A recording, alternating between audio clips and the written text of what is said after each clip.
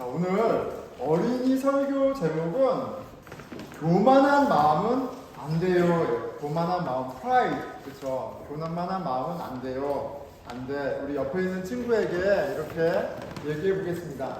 교만한 마음은 안 돼. 네, 안 돼, 안 돼. 그쵸? 자, 우리 친구들 어디 있나? 예, 자, 우리 친구들. 보세요. 여기 친구는 어디 가나? 그 목사님이 되게 젊었을 때, 지금도 핸섬하지만 더 핸섬했을 때 있었는데 하루는 한국에 갔는데 정말 멋진 수트를 양복을 딱 입었어요. 양복을 입고 정말 새 신발을 신고 이렇게 머리도 새로 하고 이렇게 했는데 거울을 봤는데 목사님이 너무 멋있는 거야. 선배 웃네? 근데 너무 멋있었어. 이렇게 너무 멋있어서 막 이렇게 갑자기 어깨 힘이 딱 들어가고, 야, 나 정말 멋있다. 그래서 이렇게 하고 있는데 그날 백화점을 가는 날이었어. 그래가지고 백화점을 딱 가서 이렇게 걷는데 모든 그 여자분들이 목사님을 보는 것 같은 그런 생각이 들어요. 그래서 이렇게 딱 이렇게 멋지게 이렇게 걸어갔는데 막 걸어가다가 계단을 내려가는데 계단을 헛디뎠어. 헛디뎌가지고 거기서 완전히 쫙 넘어지는 일이 있었어요. 얼마나 부끄러웠는지. 근데 이렇게 내가 최고야, 내가 정말 멋있어 이렇게 하늘을 보고 가다 보면 이렇게 아래를 보지 못하고 그래서 넘어지는 경우가 있어요. 교만은 정말 위험한 거예요. 그래서 교만은 정말 위험한 것이구나 라는 걸 생각하는데 그날이 떠올랐어요. 자, 오늘 말씀 보니까 이스라엘이 적들하고 싸우다가 지쳤어요. 지쳐가지고 좀 힘들어 하는데 사울 왕이 리더인데 자기만 생각했어요. 같이 싸우는 백성들이 지치고 힘들면 그것도 생각해 줘야 되는데 사울 왕은 그거를 생각하지 않고 백성들한테, 자, 우리가 지금 이기고 있으니까 아무것도 먹지 말고 우리 싸워서 이기자. 하나님이 도와주셔. 이렇게 얘기하고 아무것도 못 먹게 했어요. 자, 24절이에요. 이날에 이스라엘 백성들이 피곤하였으니, 이는 사울이 백성에게 맹세시켜 경계하여 이르기를 저녁 곧 내가 내 원수에게 보복하는 때까지 아무 음식이든지 먹는 사람은 저주를 받을지어다 하였습니다. 그러므로 모든 백성이 음식물을 맛보지 못하고, 사울 왕은 지치고 힘든 백성들을 생각하지 않았어요. 먹지 말고 하나님만 의지하고 싸워라 이렇게 얘기했어요. 어떻게 보면 그래, 하나님만 의지하면 되지, 되게 멋있는 믿음이야 라고 생각할 수 있을지 모르지만 하나님이 시키지도 않았는데 그렇게 무리해서 하는 거는 교만이고 자기 자랑일 때가 되게 많아요. 자, 29절 30절에 보면 이렇게 요나단이 말해요. 요나단이 이르되 내 아버지께서 이 땅을, 백성들을 얘기하는 거예요. 백성들을 곤란하게 하셨도다, 힘들게 하셨도다. 보라, 내가 이 꿀을 조금을 맛보고도 내 눈이 이렇게 밝아졌거든. 하물며 백성이 오늘 그 대적에게서 탈취하여 얻은 것을 임의로 먹었더라면 블레셋 사람을 더 많이 이겼으리라. 자, 요나단은 아버지 사울 왕이 너무 교만해서 더 큰 승리를 할 수 있었는데 하지 못하게 됐다. 우리 백성들이 힘들게 됐다. 이렇게 한탄하고 있어요. 자, 그런데 성경은 이렇게 교만을 여러 차례 경고하기도 했어요. 이런 말이 있어요. 잠언에 16장 18절이에요. 교만은 패망의 성공이요 거만한 마음은 넘어짐의 앞잡이니라. 너무 어렵죠? 영어로 이렇게 돼 있어요. Pride goes before destruction. 내가 너무 프라이드에서 콧대가 높아서 이렇게 다니면 goes before destruction. 망하게 된다 그래요. A haughty spirit before a fall. 교만한 마음은 넘어지게 되어 있어요. 사울이 처음 왕이 됐을 때는 이렇게 교만하지 않았어요. 그런데 왕이 되고 나서 많이 마음이 바뀐 거예요. 사울은 스스로 지극히 작은 자라고 고백하면서 심지어 왕이 됐을 때 어떻게 했는지 여러분 기억나요?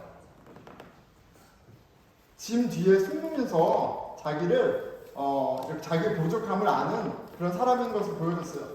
하지만 왕이 되고 이스라엘을 다스리기 시작한 이후 그런 겸손이 없어지고 진짜 왕이신 하나님을 높이기보다는 자기를 높이는데 급급했어요. 그리고 우리가 성경을 계속 읽다 보면 그렇게 하나님을 왕으로 인정하지 않고 자기 자랑을 위해서 살던 사울이 어떻게 돼요? 나중에 망하게 돼요. 자, 우리 친구들 교만은 안 되는 거예요. 자기 자랑은 안 돼요. 하나님은 겸손한 자를 사랑하시고 겸손한 자를 통해서 일하세요. 오늘 본문에 나타난 사울은 스스로 높아졌고 그래서 이스라엘 사람들을 피곤하게 했고 그리고 결국 하나님 앞에 범죄하게 해요. 사울 한 사람의 교만이 온 이스라엘을 곤란하게 하고 힘들게 하고 망하게 해요. 자, 성경은 우리가 이런 죄 때문에 이런 교만함 때문에 항상 어려움을 겪는다고 얘기해요. 그런데 너무나 고마운 것은 하나님이 그 교만함으로 망할 수밖에 없는 우리를 위해서 예수 그리스도를 보내주셨다는 사실이에요. 그래서 우리 죄를 대신해서 죽으신 예수님을 바라볼 때 우리의 높은 마음이 낮아지고 그리고 그 낮아진 마음이 하나님의 사랑과 감사로 채워진다는 것을 가르쳐주고 있어요. 여러분, 교만한 마음은 우리로 큰 어려움을 겪게 해요. 그런데 하나님이 우리의 마음을 낮춰주시고 그 가운데 사랑을 채워주셔서 승리하게 하시고 복된 삶을 살아가게 해요. 근데 너무 어렵죠? 하나님이 교만하면 안 된다고 얘기해 주시고 경고해 주시고 경건손한 마음을 사용하신다고 얘기해 주시는데 이게 너무너무 보기 어려워요. 그래서 하나님은 우리에게 세 가지를 통해서 가르쳐 주세요.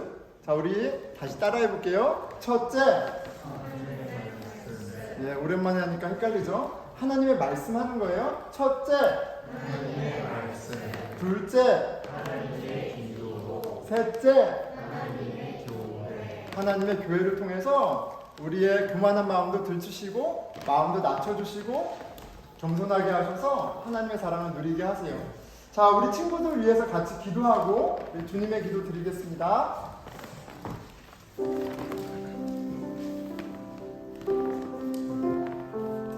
하나님, 성경을 통해서 자기가 왕으로 살아가는 사람이 얼마나 무서운 위험한 처지에 있는지 보여주시고 참 왕이신 주님을 의지할 때 그 가운데 얼마나 큰 복이 있는지 보여주십니다. 우리 친구들 같이 사무엘 말씀을 묵상하면서 좋은 하나님, 우리의 마음을 겸손하게 하시고 그 마음을 채워주시는 좋은 하나님을 알아가게 해주세요. 우리 같이 기도하겠습니다.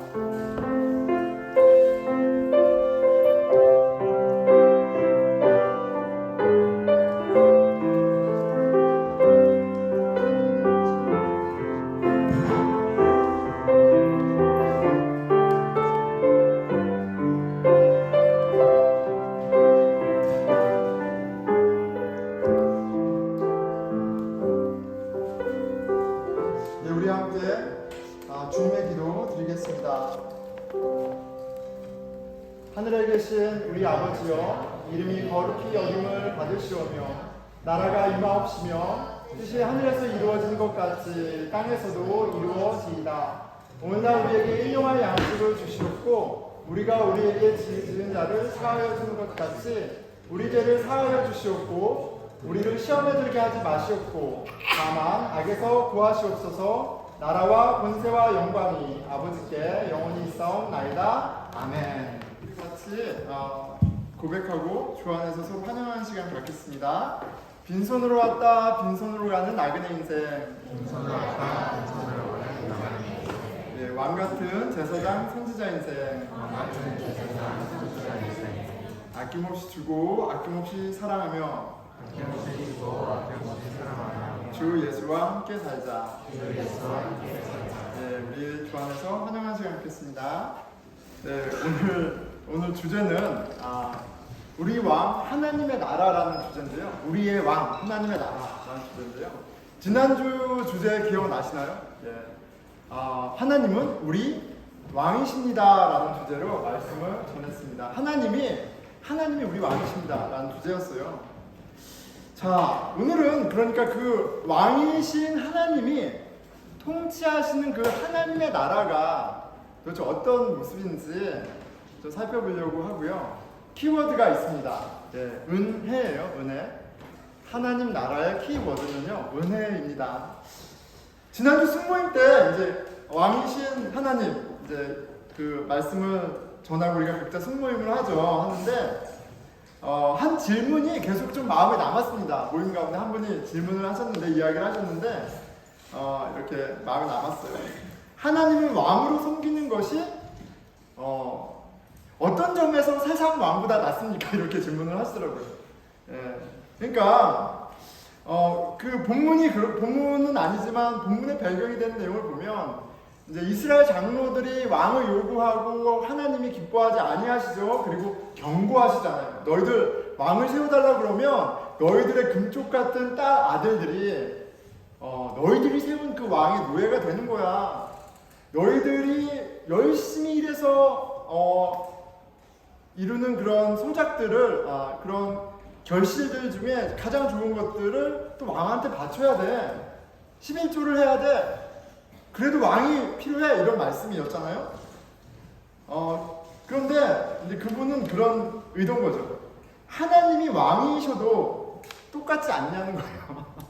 예. 세상 왕만이 아니라 하나님도 똑같이 요구하시지 않냐는 거예요. 여러분 어떻게 생각하세요? 잠깐 어떻게 생각하세요? 교회에서도 봉사하라고 하고, 그렇죠? 예, 늘푸른 교사하라 그러고, 봉사하라 그러고, 11조 하라고 하고, 무슨 차이냐는 말씀으로 들렸습니다.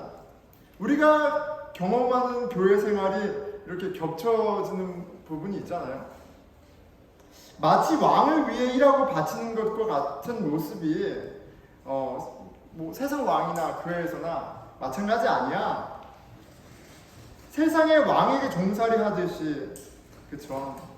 교회 생활도 그런 면이 있는 거 아니야? 이렇게 생각할 수 있는 것 같아요. 안타깝게도 우리가 경험해온 교회가 그 우리와 하나님이 얼마나 좋은 분이신지, 하나님이 통치하는 그 교회가 세상의 나라와 얼마나 다르게 또 얼마나 귀한지 오히려 못 보게 방해하는 경우가 좀 많았지 않았나 하는 사실, 그런 생각을 했습니다. 그런데 우리가 오늘 말씀을 통해서 다시 한번 확인하고 거듭 기억해야 될 것은요, 하나님은 세상의 왕들과 본질적으로 다른 분이시다. 첫째는 하나님은 만왕의 왕이시죠. 이 우주를 창조하시고 다스리는 만왕의 왕이세요. 우리의 뭐 그런 것들이 본질적으로 필요하신 분이 아니세요. 그리고 두 번째는 하나님은 세상의 왕은 그 백성을 착취하고 이용해서 그의 왕권을 강화하고 유지하는 데 사용한다면 우리 왕은 그런 분이 아니에요. 우리 왕은 은혜로우신 왕이세요. 자, 사무엘상 2장 8절에 사무엘의 어머니 한나가 이렇게 노래합니다. 가난한 자를 진토에서 일으키시며, 흙더미죠. 빈궁한 자를 거름더미에서 올리사 기죽들과 함께 앉게 하시며 영광의 자리를 차지하게 하시는도다. 삶의 형편이 엉망이에요. 너무나 안 좋아요. 미래를 기약할 수도 없고 꿈꿀 수 없을 정도로 찢어지게 가난하고 소망이 없어요. 하지만 하나님 어떤 분이세요? 그런 흙더미에 있는 인생인데, 똥밭에 있는 인생인데 그 인생을 들어서 귀족들과 같이 앉게 하세요. 영광스럽게 하세요. 예, 가난한 자, 낮은 자의 아버지가 되어주시고 또 그 낮은 자를 높이시는 은혜의 하나님이세요. 하나님은 우리가 알면 알수록 은혜와 자비가 풍성하신 참 좋은 하나님이시구나, 왕이시구나 사실을 깨닫게 되고요. 그리고 그 좋은 하나님이 다스리시는 나라는 이 세상에서 경험할 수 없는 너무나 좋은 나라구나 라는 것을 또 깨닫고 더욱더 소망하게 되는 거예요. 오늘 말씀을 통해서 좋은 마음, 하나님이 우리 안에 시작하신 그 좋은 나라, 하나님 나라를 좀 맛보고요. 그리고 그 하나님 나라가 우리의 소원이 되는 은혜가 있기를 축원합니다. 자, 사울은 오늘 본문의 메인 캐릭터 사울은 꽤 겸손한 청년이었죠. 자신을 가리켜 이렇게 말했습니다. 9장 21절이에요. 사울이 대답하여 이르되 나는 이스라엘 지파의 가장 작은 지파 베냐민 사람이 아니니까 나의 가족은 베냐민 지파 모든 가족 중에서 가장 미약하지 아니하나이까 당신이 어찌하여 내게 이같이 말씀하시나이까. 지금 스스로를 어떻게 보고 있습니까? 가장 낮은 집안의 가장 낮은 자로 이야기하고 있어요. 자, 사울이 왕으로 뽑혔을 때를 볼까요? 되게 인상적인 모습이 있죠. 그가 진보따리들 사이에 숨었느니라 하셨더라. 지금 하나님이 사울을 왕으로 이제 선택하셨다는 사실이 공개적으로 이제 선포되는 상황인데 정작 사울은 어디에 있냐면 진보따리 뒤에 숨어 있는 거예요. 사울은 나서기를 극도로 싫어하는 청년이었습니다. 뭐 부끄럼쟁이일 수도 있고요, 쫄보로 보일 수도 있고요, 쫄보일 수도 있고요. 왕이 된 직후의 모습은 사울이 어떤 사람인지 더 잘 보여주는 것 같아요. 그는 무엇을 하고 있어요? 밭에서 소를 몰고 있습니다. 소를 몰고 있어요. 밭이었는지는 명확하지 않지만 분명한 건 소를 몰고 있어요. 여러분 원래 왕은 어디에서 뭘 하고 있어야 되나요? 원래 왕은 왕궁에서 신하들과 부하들의 호의를 받으면서 이렇게 있어야 되잖아요. 근데 소를 몰고 있어요. 사울은 굉장히 소극적이고 소박한 사람입니다. 사울은 자신의 부족함이었던 그의 내성적인 성격 때문이었던 어쨌든 간에 여기까지의 사울은 어때요? 리더로서의 옷은, 리더 왕의 옷은 어울리지 않는 사람이에요. 스스로가 어울리지 않는 사람이에요. 왕인데 왕답지 않죠. 자, 그런데 눈여겨봐야 할 것은 이런 어떻게 보면 리더로서의 결점이 신앙의 세계에서는 강점이에요. 왕이신 하나님의 대리인으로서 사용되기에 가장 적합한 사람이 이런 모습이에요. 하나님은 겸손한 사람을 사용하세요. 그리고 그 겸손한 사람은, 자신이 비워져 있는 사람은 주인인 하나님이 쓰시기에 가장 적합한 그러신 거예요. 사울을 왕으로 세우시는 하나님을 보면 바로 이 겸손이 영적 리더십의 굉장히 중요한 부분이라는 것을 우리가 확인하게 됩니다. 그런데 이 영적인 겸손은요, 영적인 겸손은 세상에서 말하는 겸손, 스스로 자신을 낮추는 어떤 유교적인 도덕적인 미덕이 절대 아니에요. 그렇게 생각하면 안 됩니다. 우리가 익숙하게 알고 있는 겸손과 다른 거예요. 영적인 겸손은 스피리추얼하다는 건 뭐냐면 말 그대로 영이신 하나님이 그 크심 앞에 자신의 낮음을 인식하고 있는 상태예요.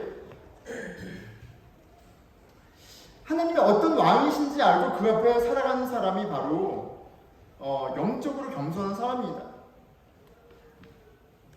그런 하나님의 크심을 인지하지 않은 상태에서의 어떤 겸손이라는 것은 결국 자기 자랑이 되고요, 때로는 남보다 자기를 높이는 재료가 되고요, 그리고 다른 사람을 공격하는 칼입니다.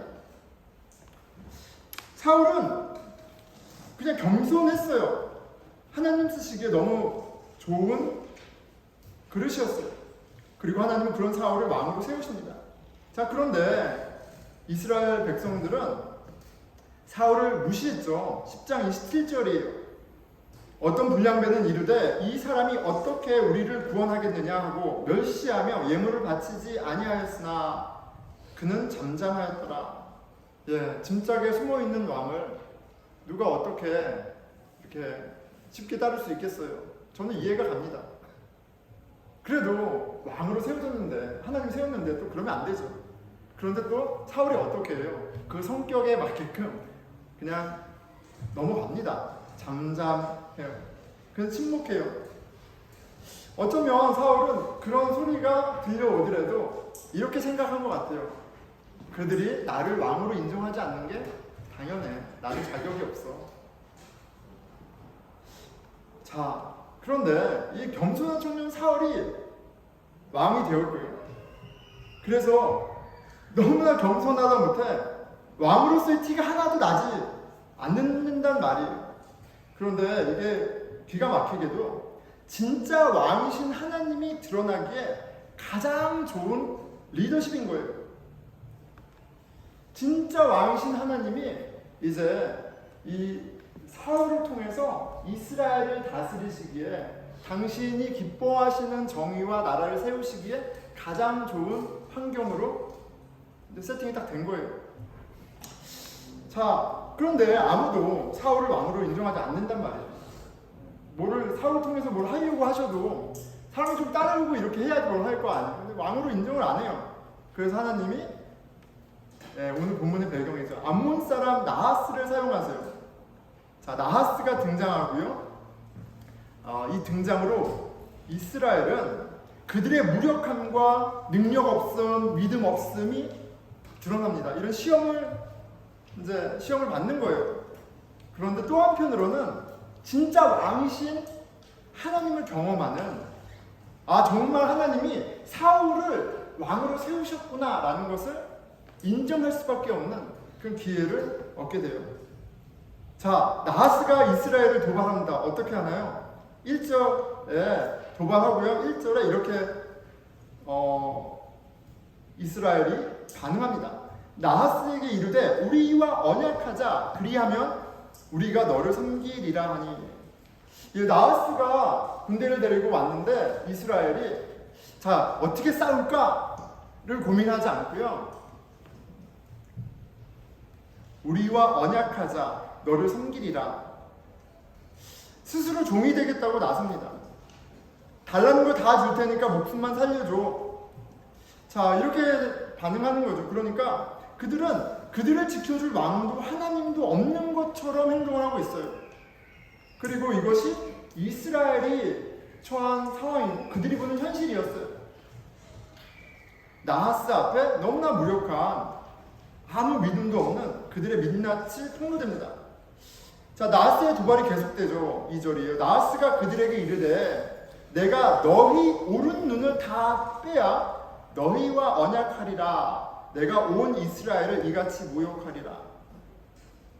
이미 항복을 했고 이미 종이 되겠다고 하는 사람한테 이걸로 부족하고 일단 너희들 오른쪽 눈을 하나씩 다 빼라. 다 빼고 시작하자. 이렇게 얘기를 하고 있어요. 내 자식, 내 부모, 내 친구, 내가 사랑하는 사람의 눈을 하나 빼놓고 시작하자고 얘기합니다. 이거는 본문에서 있는 것처럼 이스라엘을 모욕 주기로 작정하고 하는 행동이죠. 모멸감을 주기로 작정했습니다. 그런데 이스라엘이 여기서 7일을 달라고 해요. 우리를 구원할 자를 찾을 수 있게 7일을 주세요. 이렇게 얘기하죠. 근데 나하스가 어떻게 해요? 그래, 한번 찾아봐. 이렇게 시간을 줍니다. 근데 이 장면도 굉장히 기가 막히는 거예요. 왜 나하스가 7일을 그들의 구원자를 찾는 시간을 허용했을까요? 제가 보기엔 7일을 주던 70일을 주던 너희들한테는 뾰족한 수가 없어. 너희들에겐 그럴 만한 나와 싸워 이길 만한 자원도 능력도 아무것도 없어. 뻔해. 나하스의 자신감이 보이고요. 그리고 이스라엘의 부끄러운 이 무능한 현실이 드러납니다. 자, 그런데 7일을 달라고 하지만 이 이스라엘에게는 원래 구원자가 있잖아요. 여호와 하나님이 계세요. 그리고 얼마 전에 세워진 사울왕도 있습니다. 근데 본문에 보니까 이스라엘은 하나님께 기도하지 않고요. 구원해달라고 기도하지 않아요. 그리고 얼마 전에 세워진 사울 왕에게도 찾아가지 않습니다. 이스라엘 온 지역을 다니면서 구원자를 찾는 그렇게 분주하고 바쁘고 어쨌든 이 문제를 해결하려고 애쓰고는 있지만 정작 이미 그들의 구원자이신 하나님이 세워주신 구원자 사울은 인정하지 않아요. 자, 온 이스라엘을 단위로 분주한 전령들이 사울의 마을에 강도하고요. 5절이죠. 마침 사울이 밭에서 소를 몰고 오다가 전령이 전한 소식에 통곡하는 백성의 소리를 듣습니다. 밭에서 소를 몰고 있었어요. 사울다운 모습입니다. 사울은 왕이지만 스스로를 왕으로 여기지 않고 있는 거죠. 사울은 왕이지만 스스로도 왕으로 여기고 있지 않고 사람들도 왕으로 여기고 있지 않은 굉장히 한심한 모습 가운데 있어요. 그런데 하나님은 그런 낮은 겸손한 사울을 왕으로 세우세요. 6절이죠. 사울이 이 말을 들을 때 하나님의 영에게 크게 감동하여 그의 노가 크게 일어나서 그렇게 소극적이고 쫄보이고 그렇게 나서기 두려워하는 사울 가운데 하나님의 영이 카리스마가 권세가 임하고요. 사울은 이스라엘 군대를 소집하고 큰 승리를 얻습니다. 자, 이게 굉장히 원리와 같아요. 하나님 하시는 방법과 같아요.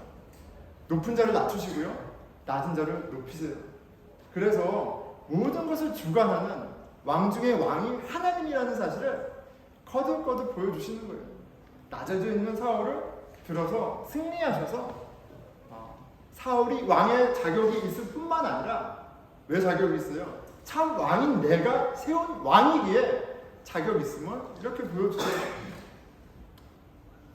한나의 고백처럼요. 가난한 자를 진토에서 일으키시며 빈궁한 자를 거름더미에서 올리사 귀족들과 함께 앉게 하시며 영광의 자리를 차지하게 하시는도다.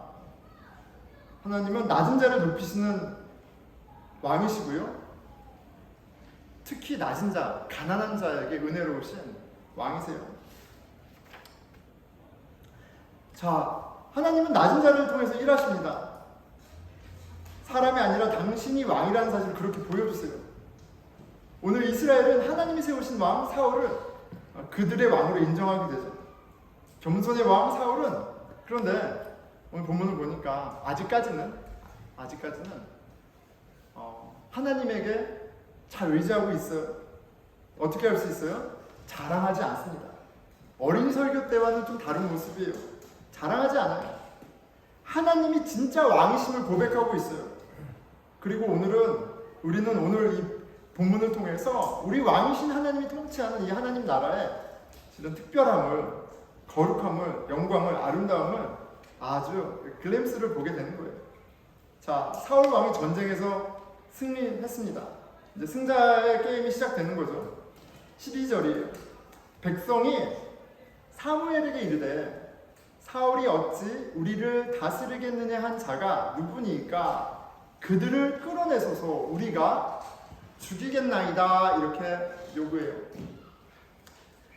전쟁에서 승리한 사울은 지금 어떤 상황이에요?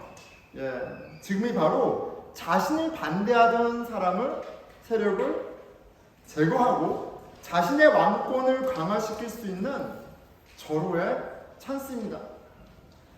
여러분, 세상의 권력은요, 권력 잔인합니다. 나하스가 힘이 있잖아요. 나하스가 힘이 있으니까 어때요? 다른 생명을 하찮게 여기잖아요. 쳐들어와서 노예로 삼을 뿐만 아니라 굳이 그 사람들의 눈을 뽑을 이유는 없잖아요. 그런데 그렇게 권력을 가진 사람이, 아니 권력이 무서운 거예요. 세상 왕은 모반의 싹을 자르는 거는, 그 씨를 말리는 거는 세상 왕에게 당연한 겁니다. 왕을 모욕하는 자는 그 한 개인만이 아니라 그 홀 패밀리, 그 친척까지 다 죽이던 것이 너무나 당연했어요. 그게 오래전 얘기가 아니에요. 100년, 그리고 그 전에 1000년, 수천 년을 그런 세상의 왕의 굴림 가운데 그 잔인한 시대를 살아왔어요. 그런데 실은 지금도 세상 왕의 무서움을 우리가 보죠. 김정은을 반대하는 사람은 북한에서 살아남기 힘듭니다. 시진핑이나 푸틴도 마찬가지예요. 권력은 무서운 거예요. 그런데 사람은 누구나 권력을 갖게 되면 그 권력의 맛을 취하고요, 괴물이 되고 잔인해집니다. 여러분, 왜 안전하고 평화로워야 할 가정에 폭력이 있는 걸까요? 폭력이 있죠. 그리고 천사 같아야 할 아이들 가운데 일본만이 아니라 여기도 한국도 왕따가 있습니다. 세상은 하나님이 왕이 아닌 인간이 왕인 자리에는 잔인한 권력이 있어요. 그리고 그 권력 앞에 부모도 자식도 없습니다. 세상 왕이 다스리는 나라는 본질적으로 잔인해요. 근데 하지만 하나님이 다스리는 나라는 전혀 다른 나라인 거예요. 13절이에요. 사울이 이르되 이 날에는 사람을 죽이지 못하리니 여호와께서 오늘 이스라엘 중에 구원을 베푸셨음이니라. 어떤 점에서 달라요? 하나님의 나라에는 은혜가 있습니다. 사울은 왕이신 하나님 앞에 서 있는 거예요. 여호와께서 오늘 이스라엘 중에 구원을 베푸셨음이라 이렇게 고백해요. 이 전쟁은 우리 왕이신 하나님이 이기신 전쟁이야. 하나님께서 구원을 베푸셨어. 그러니까 하나님의 백성을 죽일 수 없어. 사울 왕에게 은혜가 있습니다. 그런데 사울이 다른 사람보다 소프트하고 친절하고 착해서, 그리고 오늘 특별히 이겨서 기분이 너무 좋아서가 아니라 하나님을 왕으로 인정하고 있기 때문에, 그 사울에게 하나님의 나라가 임하여 있기 때문에 적어도 이 순간만큼은 은혜가 있는 거예요. 왕이신 하나님의 나라가 보여주는 가장 중요한 특징은 은혜입니다. 은혜는 모난 사람을 품고 부족한 사람을 용납하고 죽은 사람을 살리는 능력이 있어요. 우리 예수 그리스도를 왕으로 고백하는 사람들이죠. 우리의 믿음이 살아있는 믿음이라면 우리 교회 공동체 가운데 왕이신 하나님이 다스리는 그 나라가 이미 임한 거예요. 그리고 그 왕이신 하나님이 다스리시는 나라가 우리 가운데 임했다면 하나님께서 예수 그리스도를 통해 보여주신 그 은혜가, 주신 은혜가 우리를 다스리고 우리 관계 가운데 경험되어지고 우리 관계 가운데 풍성히 열매 맺을 겁니다. 어떤 사람들이 모여 있게 될까요? 겸손한 사람들, 내가 가장 작은 자입니다라는 고백. 우리에게 자기 자랑은 어울리지 않을 거고요. 짐 보따리 뒤에 숨어있는 사울처럼 그렇게 어떤 자기의 자랑과 자기의 어떠함을 드러내기보다는 그냥 일상을 살아가는 평범한 사람들의 모습. 하지만 하나님의 은혜가 경험되어지는 그런 공동체일 거예요. 하나님이 왕이신 하나님의 나라는 오늘 사울을 통해서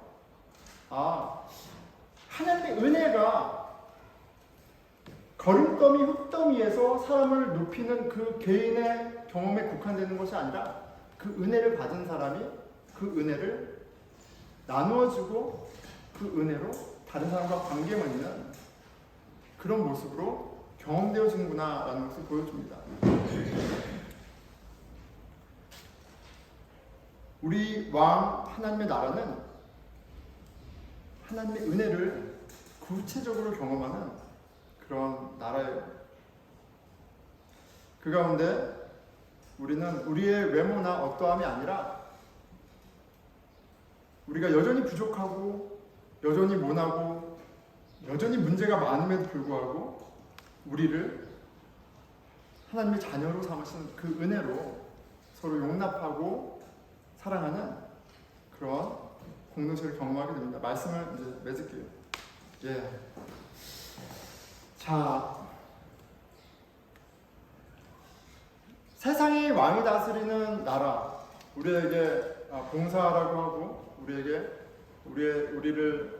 그 권력을 위한 수단과 재료로 삼는 나라. 하나님이 왕으로 통치하시는 교회, 하나님의 나라도 그런 헌신과 재물이 필요합니다. 그런데 세상의 왕은 백성의 헌신과 재물로 자신의 권력을 지키고 자신의 권력을 확장한다면 사실 하나님은 재물과 헌신으로 우리를 살리고 우리를 회복하시는 일을 하시는 거예요. 그리고 무엇보다도 하나님의 나라는 하나님의 나라를 세우시는데 가장 큰 헌신을 하신 분은 바로 하나님 자신이라는 사실에 우리가 주목해야겠어요. 그때 하나님의 나라가 정말 오직 하나님의 은혜로만 세워지는구나. 그리고 그 은혜 때문에 하나님의 나라가 소중하구나. 그 은혜 때문에 하나님의 나라를 소망할 만하구나. 이런 고백을 하게 될 겁니다. 벌써 2주가 됐는데요. 말씀을 맺을게요. 이경승 선교사님이 지나가고 갔죠. 가고 나서 아직도 좀 여운이 남아있는 것 같아요. 17년 만에 방문을 했습니다. 그렇죠. 17년 만에 방문을 했어요. 20년이라는 세월 만에 방문을 했는데 제가 이 자리에 계속 있는 것도 너무 신기하고 이경승 형제가 선교사님이 된 것도 너무 신기해요. 네. 다 하나님의 은혜다. 어떻게 이런 일이 있을 수 있느냐 이런 이야기를 하죠. 그런데 어떻게 들으면 좀 기분 나쁘지만 참 은혜가 되는 얘기를 하더라고요. 보스턴 늘 푸른 교회가 지금까지 있을 줄 상상도 못했다. 늘 푸른 교회가 이렇게 오래 있을 줄 상상도 못했다. 지금 교회가 있다는 것 자체만으로도 하나님의 은혜야 형. 이렇게 20년 전에 경승 선교사님이 청년일 때 교회에 어려움이 있어서 많은 가정들이 나가셨어요. 그럴 수 있죠. 근데 남은 청년들이 대학생들이었습니다. 여러분들보다 다 어린 친구들이었어요. 그런데 집사님들의 역할을 하고 운영의 위원들이 되고 교회를 꾸려나갔어요. 몇 달을 교회 렌트비를 내지 못하는 상황이 됐어요. 미국 교회가 미팅을 요구했어요. 예, 집주인이 렌트비 안 내면 어떻게 하겠어요?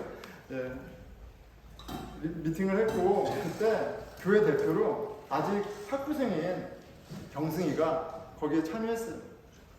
저는 그때 다른 프로그램에 있어서 그 자리에는 없었습니다. 근데 이야기를 들어보니까 그때 미국 교회가 그래서 한 달에 렌트비를 얼마나 낼 수 있겠어? 라고 물어봤대요. 그리고 저희가 500불을 낼 수 있습니다. 라고 얘기를 했대요. 그런데 한 번에 500불을 내는 건 우리에게 부담이 되니까 매주 125불씩 내겠습니다. 이렇게 얘기를 했어요. 그런데 미국 교회가 그것을 받아줬어요. 그래서 매주 125불씩 렌트비를 내면서 그때 교회가 유지가 됐습니다. 이게 말이 되지 않죠. 그런데 그런 은혜가 있어서 그런 은혜가 있었기 때문에 그때 교회가 문을 닫지 않을 수 있었어요. 그런데 그 이후로 500불에서 연 3%씩 계속 조금씩 우리 렌트비를 올렸습니다. 그래서 코비드가 있기 바로 직전에 한 800불 조금 넘게끔 렌트비를 냈어요.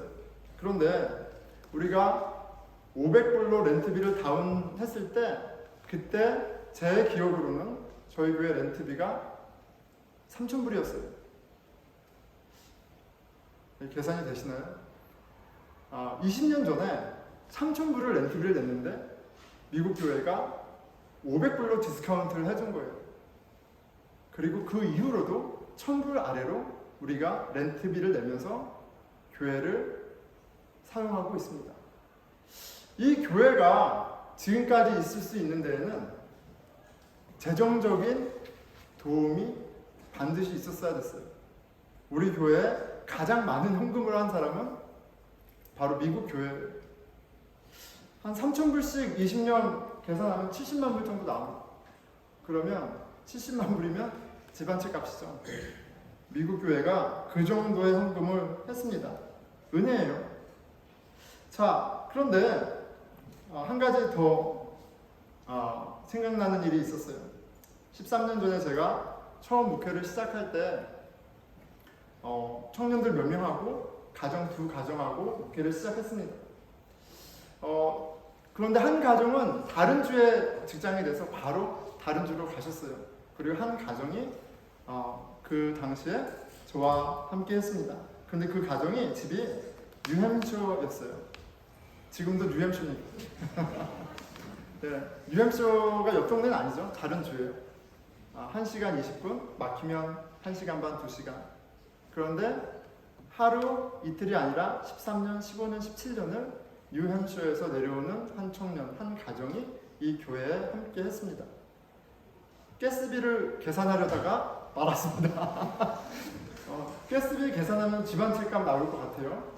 그런데 그 액수보다도 제가 눈물이 나도록 은혜를 받는 건 그 가정이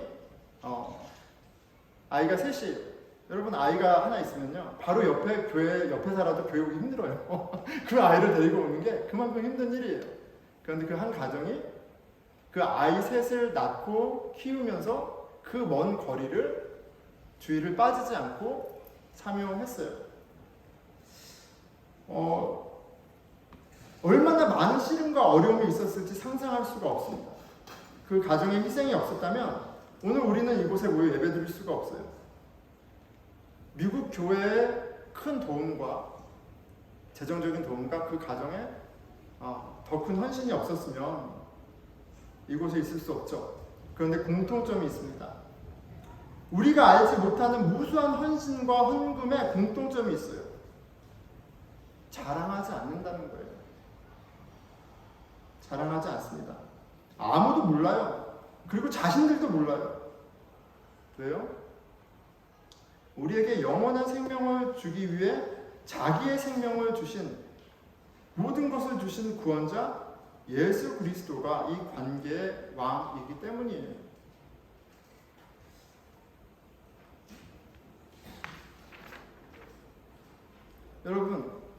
여러분들 지금 함께하는 이 공동체가 지금 25년 또 이 자리까지 있는데 하나님의 은혜가 함께했어요.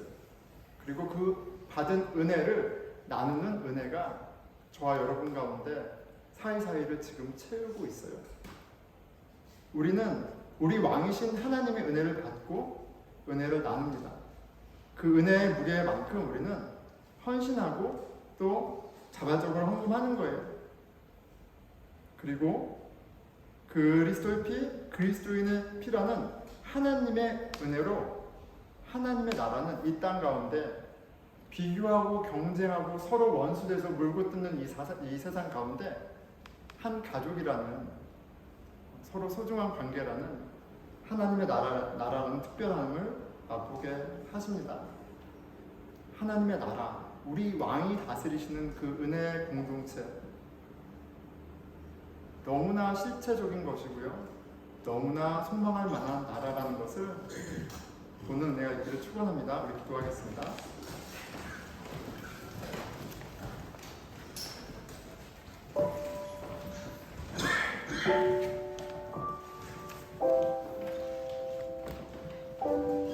은혜는요, 하나님의 나라를 이렇게 보여주는 굉장히 뚜렷한 특징인데요.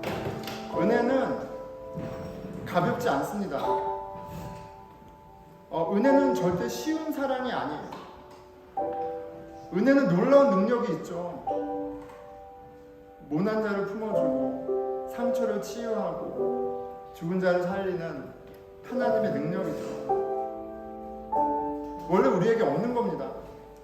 우리는 물어뜯기 바쁘고 우리의 이익을 계산하기 바쁘고 서로 왕 되려고 다투는 사람들이에요. 그런데 우리의 왕, 우리의 구주 예수 그리스도가 당신의 피를 쏟으시고 당신의 생명을 우리에게 먼저 다 주셨어요. 그렇게 은혜의 나라, 하나님의 나라를 우리 가운데 시작했습니다. 그 하나님의 나라를 바라보는 은혜가 있기를 우리 같이 기도하겠습니다. 예, 하나님 아버지, 오늘 이 자리에 있기까지 얼마나 많은 하나님의 일하심이 있었는지, 하나님이 가장 헌신하시고 가장 많은 것을 드리시며 아버지 주님, 오늘 이 자리까지 지켜주셨다는 사실을 보게 해주십시오. 하나님의 나라가 이미 우리 공동체 가운데 은혜로 임했고 그 은혜가 우리를 묶어주고 그 은혜가 우리로 하나님의 나라를 더 소망하게 한다는 사실을 보게 해주십시오. 우리 공동체